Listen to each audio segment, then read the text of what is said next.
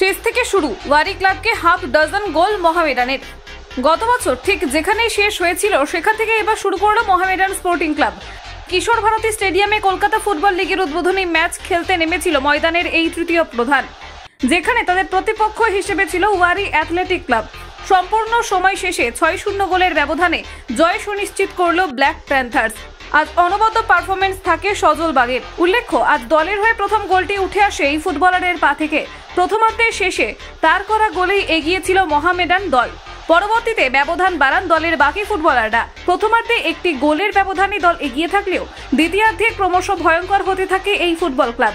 Ashley ও অ্যাডিসনের পাশাপাশি লালথান কিমার অনবদ্য পারফরমেন্সে বিরাট ব্যবধানে আসে জয়। কিন্তু দ্বিতীয়ার্ধের শুরু থেকেই প্রতিপক্ষ দল চাপ বাড়িয়ে গোল তুলে নিতে চাইলেও তা কাজে আসেনি।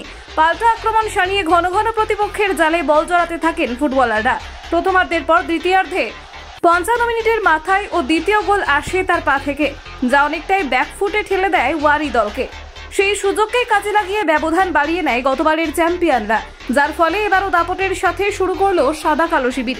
কলকাতা 24/7.in।